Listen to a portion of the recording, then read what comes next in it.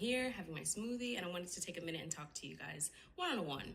So one of the biggest things that I have made a priority for me in my lifestyle is the ability to be as healthy as I possibly can. Don't get it twisted.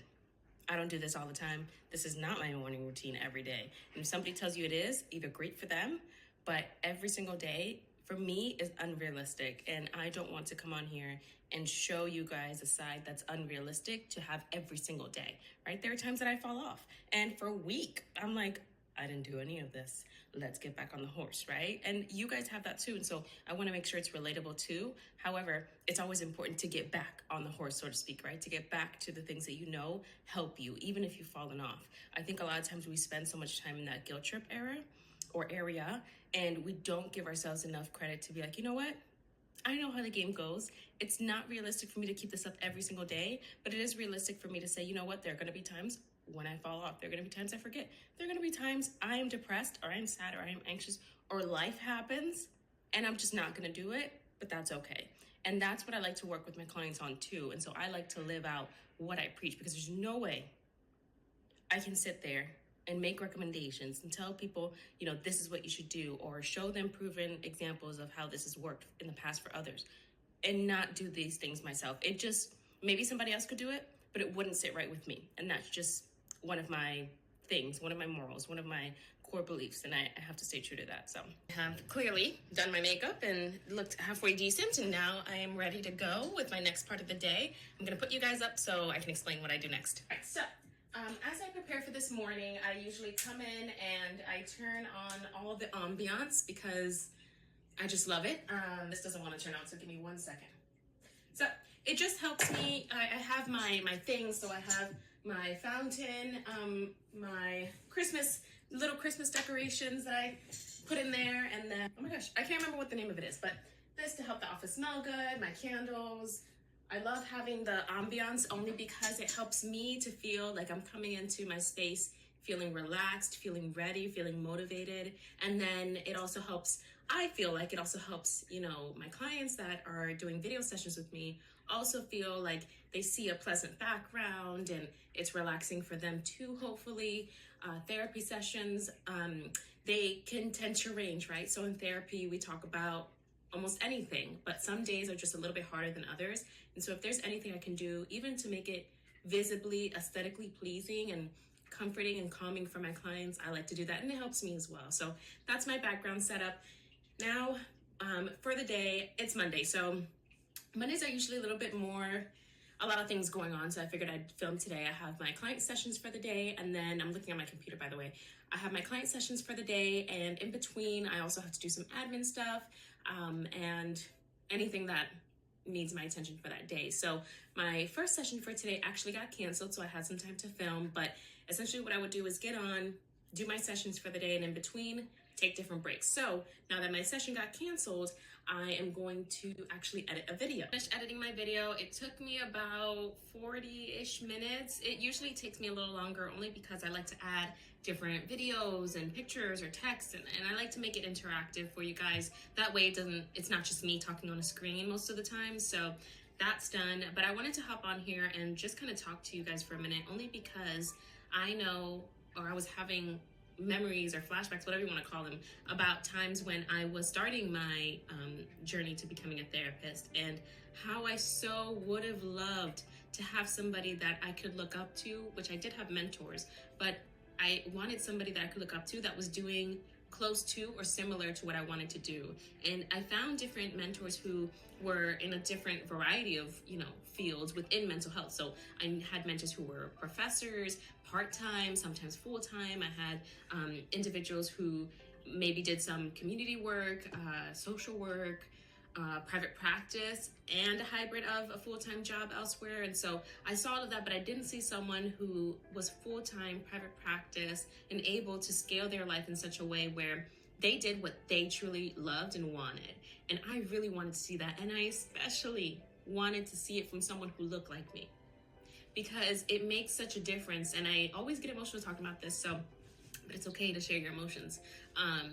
It gets me emotional only because I've been there where I wanted a certain life for myself, and I nothing really in my life at the moment indicated that I could have this, right? And when I say that, some of you already know.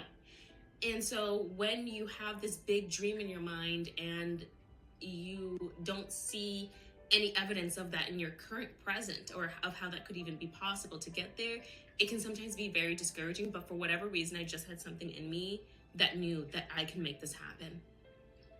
Yeah. So it would have been so much more helpful to see someone who was actually doing it, even if it was on video, because that way it would give me a chance to say, okay, it's doable, it's right there, and someone that looks like me. As I was working towards this dream, it always stayed in my mind what I wanted. It was a visualization, and I want you guys to try this, right? So if you're somewhere, even if you're not trying to be a mental health therapist, whatever your end goal is, you have to visualize that. The biggest mistake we make is visualizing our future goals based on our current present. And if that's you, I just want to tell you and encourage you, keep going.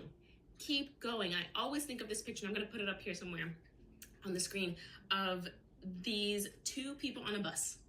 And one person is looking on one side of the window and someone else is looking on the other side of the window.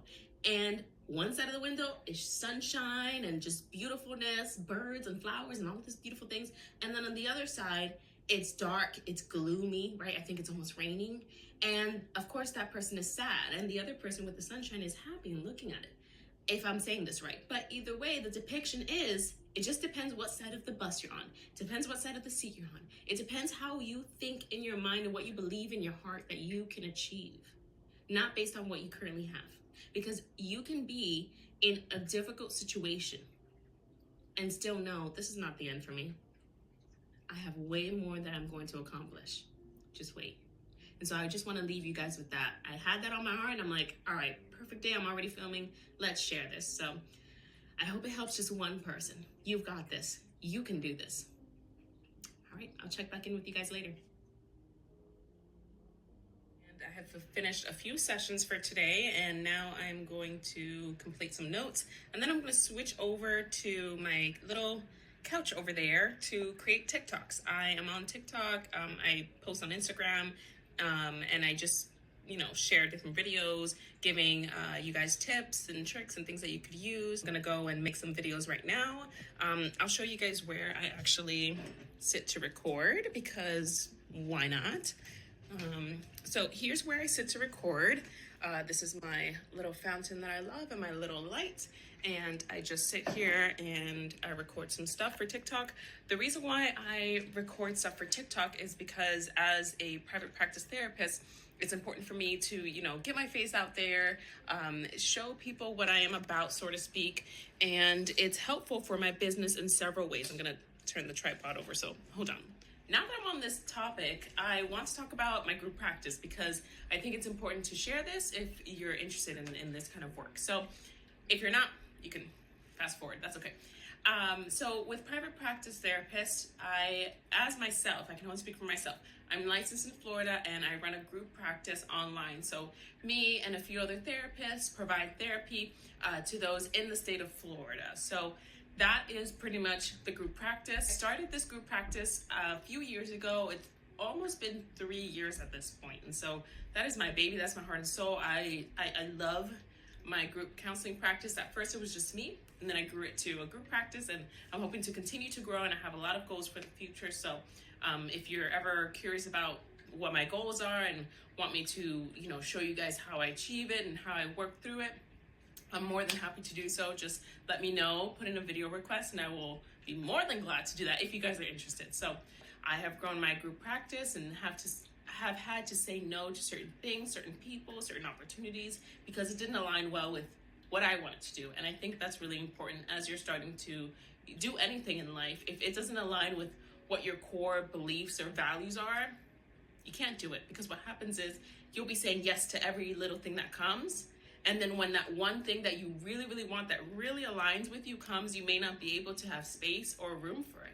So it's really important to be intentional about what you say yes to and what you allow in relationships, in career, in your schooling, in every aspect of life. So, all right, I'm gonna go make some TikToks. I got on a tangent, but I will be back when I do something else and you guys can see. All right, it is 5:31 and I'm finishing the workday, obviously done with my clients, pulled back the hair. It was time to do a little bit more work, do the notes, finish that up. And then once I did, now I'm calling it a day. I like to put a certain time stop to my work day, because I can be here all night just thinking of different ideas and putting new things together for you guys that I think of. And I need to make sure that I also have a good balance within my work life schedule. And so I like to have a good hard stop. And this is usually a little bit later than my hard stop, but it definitely is right around it. So around 5, I'm shutting down and going. But I wanted to close out this video, and I also wanted to thank you for watching this long, and I hope this was helpful to help you kind of understand what life in private practice is like when you're running a group private practice.